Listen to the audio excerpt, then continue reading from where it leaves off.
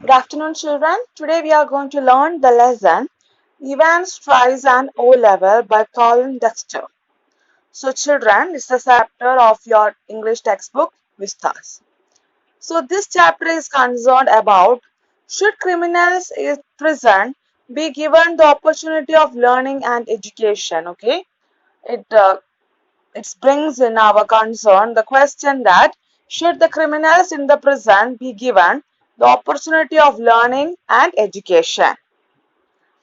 So in this chapter you have the characters, the secretary of the examinations board, the governor of HM Prison Oxford, James Evans a prison who is also the central character, Mr. Jackson a prison officer, Mr. Stephens a prison officer, the Reverend S. McCleary, an invigilator, Mr. Carter, Detective Superintendent, Mr. Bell, Detective Chief Inspector. All precautions have been taken to see to it that the O-level German examination arranged in the prison for Evans does not provide him with any means of escape. See, actually in the prison, HM prison of Oxford, the prisoner by the name James Evans is given an opportunity to learn German language and he is appearing for the O-level exam. And the prison officials have made sure that there is no possibility of Evans escaping from the jail by the means of attending the exam. Actually, Evans was a person who had tried to break the jail a lot of times, okay? So that's why they are so much conscious and keen about Evans not escaping from the jail. Now let's see what happens. So children, it is a lengthy chapter, but still it's a very interesting chapter. We have a lot of twists and turns in the story. So read the textbook very thoroughly and listen to the video very thoroughly from beginning to end. Then only you will understand the key points. It was in early March when the secretary of the examinations board received the call from Oxford prison. Okay, children. So the story is happening in the month of March, and the secretary of the examinations board is receiving a call from the Oxford prison. So what is the name of the prison, children? Oxford prison. It's a slightly unusual request, Governor, but I don't see why we shouldn't try to help. Just the one fellow you say. Okay. So that means most of the prisoners were not that much keen to learn and all. So this one prisoner who wished to write the exam, he may be given a chance. That was the opinion of that secretary of the examinations board. Okay. So the governor is seeking the advice of the secretary in conducting the O-level German examination for Evans. Okay, okay, children. So they are all set in the opinion of secretary. Evans should be given a chance to write the exam. So in this mode, the chapter is beginning. Okay. In the beginning section, we are dealing with this exam preparations. That's it. Chap called Evans started night classes in O-level German last September. Says he's dead keen to get some sort of academic qualification. Is he any good? He was the only one in the class, so you can say he has had individual tuition all the time, really. Would have cost him a packet if he had been outside. Well, let's give him a chance, shall we? That's jolly kind of you. What exactly is the procedure now? Oh, don't worry about that. I'll be sending you all the forms and stuff. What is his name? You say, Evans. James Roderick Evans. It sounded rather grand. Okay, so they are agreeing. The Evans actually started his classes, night classes in the month of September. Actually, he was very keen to get an academic qualification and he was the only one in the class. And they are very much thoughtful about the procedures. Now the secretary is saying that he will send him all the necessary forms and stuffs and let him give a chance. Okay, they are planning to let him write the exam. So what's the full name of Evans? James Roderick Evans. There's one thing, Governor. He's not a violent sort of fellow, is he?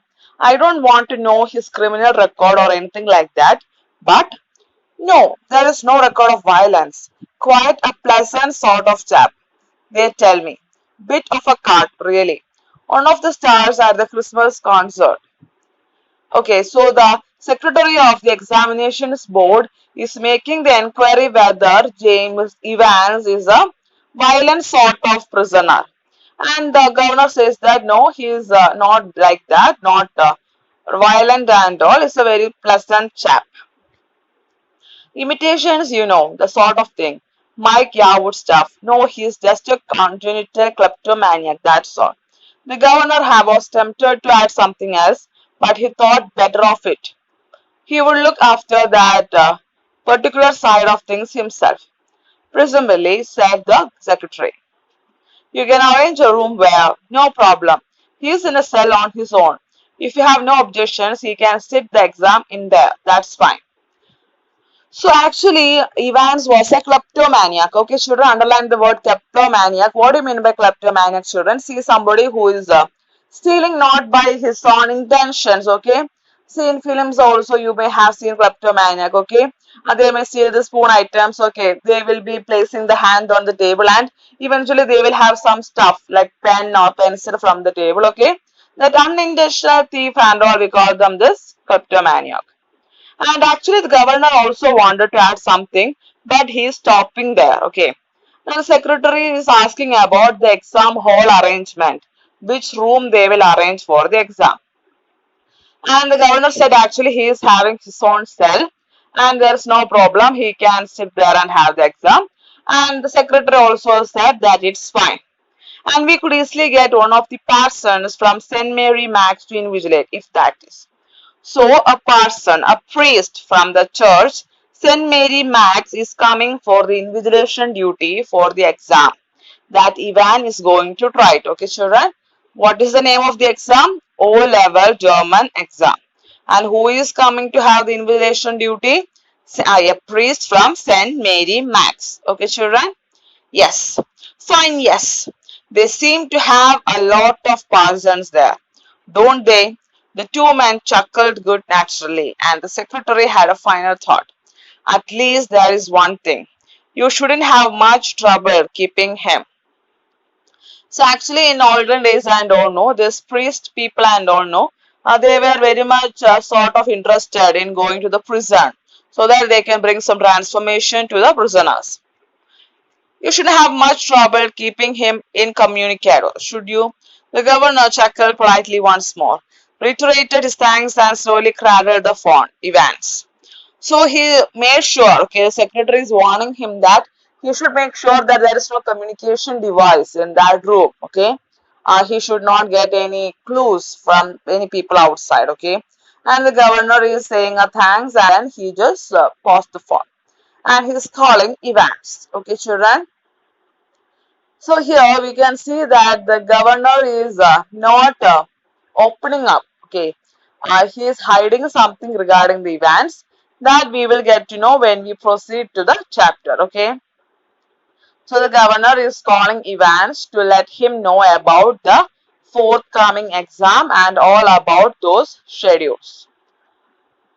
So, what are the preparations that the governor is going to make for Evans exam is of very much importance. Okay. Next, we are going to learn about all those things. Okay.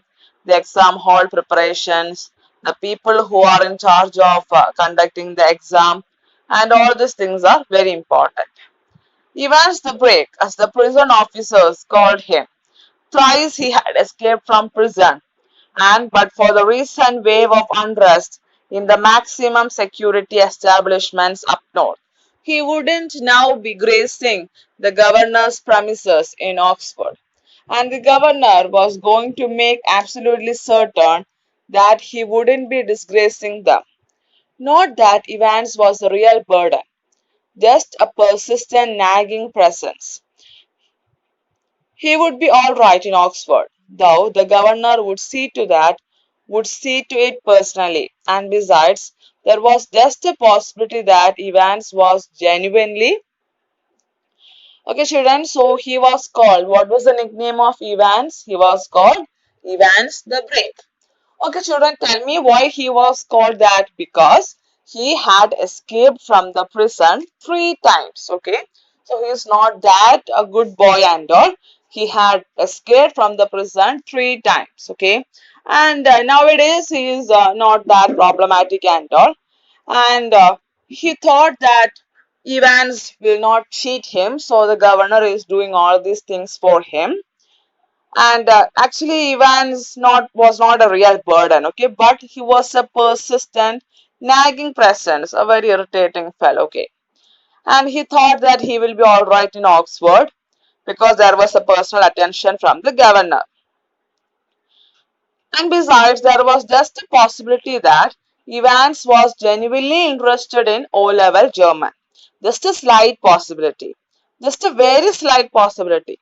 At 8:30 p.m. on Monday, 7 June, Evans' German teacher shook him by the hand in the heavily guarded recreational block just across from D Wing. Okay, children, what do you mean by recreational block? These waiting rooms and all those things, no? Yes, so on the day of the exam, okay, his tutors, German teacher, Ivan's German teacher is wishing him good luck, and he was sitting there and he was very much heavily guarded. Okay, why he was heavily guarded? Because he had escaped from the prison 3 times. Okay, Guten Glück, Herr Evans. Pardon, I said. Good luck for tomorrow. Oh, thanks, sir. I mean, thanks, John.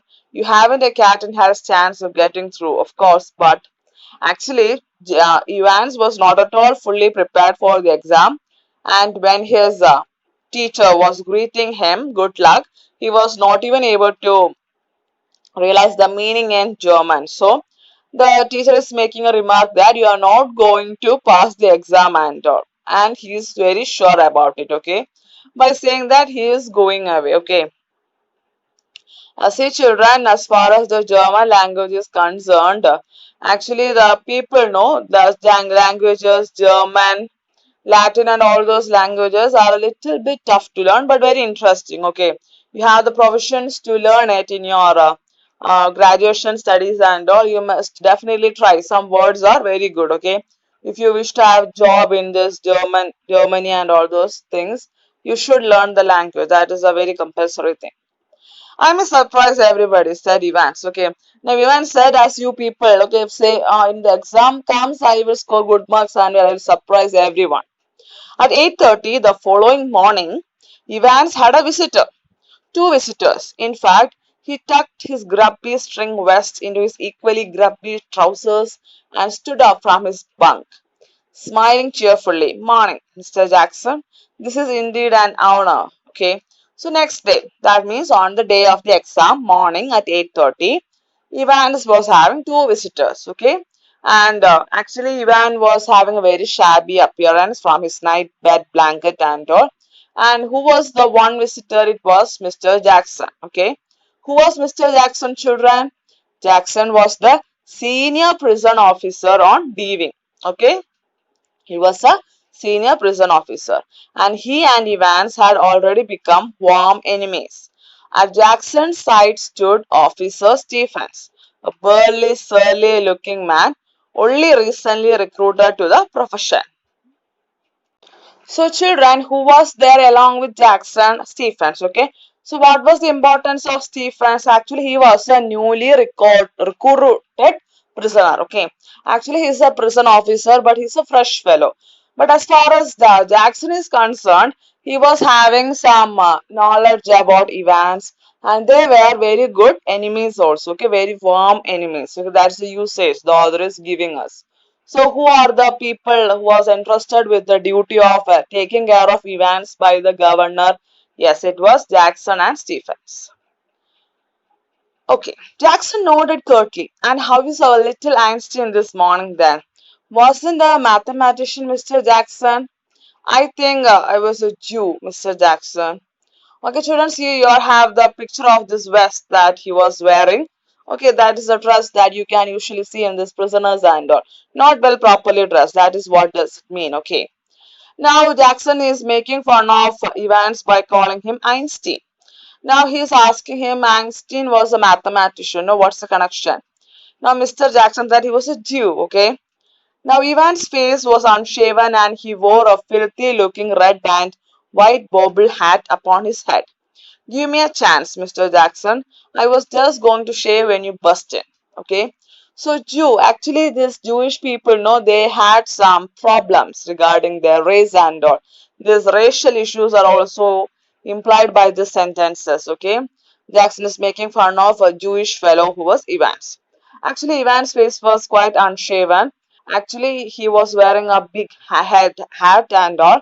And he's asking Mr. Jackson the permission to get shaved.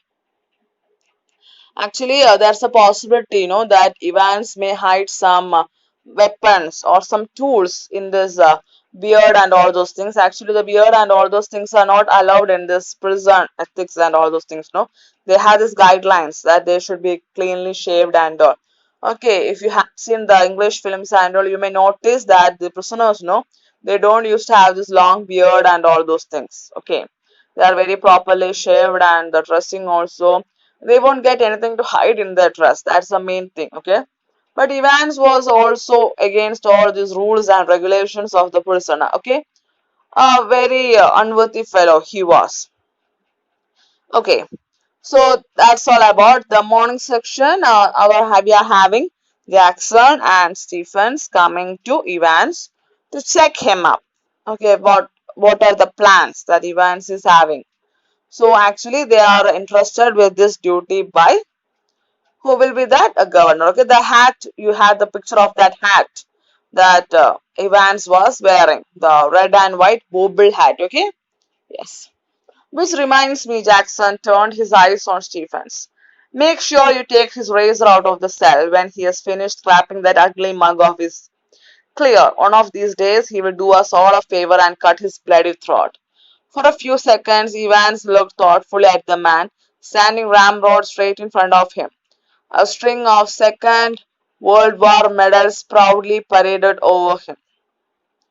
Now Jackson is instructing Stephens to make sure that once Evans had finished shaving his beard, make sure that the razor is out of the cell. Okay, the razor, being a very sharp weapon, should not be kept in the cell. And he's also mocking at Evans, saying that one day Evans will do the favor to all of them by cutting his bloody throat, means uh, by suiciding himself. Okay, he will die, then all will be get relieved. A string of Second World War medals proudly paraded over his left breast pocket. Mr. Jackson, was it you who took my nail scissors away? Evans had always worried about his hands. And your nail file too. Look for a moment. Evans' eyes smoldered dangerously, but Jackson was ready for him. Actually, Evans was so thoughtful at this point statement by Jackson. Actually, Jackson was wearing a lot of medals. Okay, Second World War medals was there in his pocket. Okay, and actually he was asking him whether he had taken his nail scissors. Now Jackson said, yes, I had taken your nail scissors and your nail file. Okay, see children, the picture is given, the nail file, the thing that you use to polish your nails. Okay, so yes, I had taken your nail files also. Now what you're going to do to me? Okay, so Jackson was ready to confront and have a fight with Evans. Okay, but all of a sudden, orders of the governor Evans, he leaned forward and leered, his voice dropping to a harsh, contemptuous whisper. You want to complain? Evans shrugged his shoulders lightly. The crisis was over. You have got half an hour to smarten yourself up, Evans, and take that bloody hat off. Okay, so Jackson has just said that it was an order from the governor to remove all these kind of things from your cell. Now you want to go and complain? Now Evans was not having any answer and the problem was over there and he's asking him to take off his bloody hat. Okay, he was not supposed to wear that hat at that time. Me at a Evans put his right hand lovingly on top of the filthy woolen and smiled sadly. Do you know Mr. Jackson, it's the only thing that's ever brought me any sort of luck in my life. Kind, oh lucky charm, if you know what I mean. And today I thought, well, with me exam and all that, buried somewhere in Jackson was a tiny core of compassion, and Evans knew it. Now you can see that Evans was making some excuses to keep that hat in his head. Okay, he said that actually it's a very lucky hat for him, and he thought that as this is an exam day, he wished to wear that hat and all. Actually, Jackson was having a tiny point, a very minute point of compassion, and Evans is there making use of it, okay, misusing that compassionate feeling of Jackson, okay. He is pleading him in a very smiling, soft way, and all that. Jackson is letting this fellow wear this hat. And this is a very turning point there, okay. How Evans wearing the hat is making a very different twist to the story. So children, note this paragraph. Evans is pleading to wear the hat. Why? What's the reason? Because the hat is so lucky for him. This once, then Shirley Temple. If there was one thing that Jackson genuinely loved about Evans, it was his long wavy hair and get shaving. At 8:45 the same morning, the Reverend Stuart McCleary left his bachelor flat in Broad Street and stepped out briskly towards Carfax. The weatherman reported temperatures considerably low, below the normal for early June, and a long black overcoat and a shallow crowned clerical hat provided welcome protection from the steady drizzle which had set in half an hour earlier, and which now spattered the thick lenses of his spectacles. In his right hand he was carrying a small brown suitcase, which contained all that he would need for his morning duties, including a sealed question paper envelope, a yellow invigilation form, a special authentication card from the examinations board, a paper knife, a Bible. He was to speak to the Women's Guild that. Okay, children, so now Evans was successful in making use of the compassionate feelings of Mr. Jackson, and he's keeping his hat. At 8:45, what happened? The invigilator. What's the name of the invigilator? Reverend Stuart McCleary. Okay, he was all the way to the prison to conduct the exam, and he was having a sealed question paper envelope, a yellow invigilation form, a special authentication card from the examinations board, and a paper knife and a Bible. Actually, he had a Bible because he was to speak to the women's group that afternoon on the book of Ruth. Okay, it's a book, the name of a book in Bible. So he was carrying the Bible also. And the current copy of the Church Times. Okay, all these things indicated that he was a clear parson or a priest. Okay, see the appearance, a long black overcoat and a hat and okay. That was how he looked. Okay. So we have the invigilator, the Reverend Stuart McCleary. Okay. Actually his flat was in Broad Street and he was moving towards Carfax. Okay. And the weather was somewhat drizzling. Okay. There was a not clear rain. Okay, there was a possibility, a starting phase of the rain was there. Okay, children. The 2 hour examination was scheduled to start at 9:15 a.m. Okay, so the exam will start at 9:15 a.m. Okay, and Evans was lathering his face vigorously when Stephens brought in two small square tables and set them opposite each other in the narrow space between the bunk. Okay, so Evans was washing his face and getting ready for the exam, and Stephens was bringing two small square tables. Okay, and it was placed opposite to each other on the one side and on the other a distempered stone wall. Next, Stephens brought in two hard chairs, the slightly less battered of which he placed in front of the table which stood nearer the cell door. Okay, so one table and chair for the invigilator and one for the Evans. Jackson put in a brief final appearance. Behave yourself, laddie. Okay. Now Jackson was giving a final warning to Evans that he should behave very well. Evans turned and nodded, and he said, "Yes, okay, I will." And these Jackson pointed to the pinups of Evans turned and nodded again. I was going to take it off, okay? And now Jackson was giving him very good instructions regarding and very obediently Evans was following all those instructions. I was going to take them down anyway.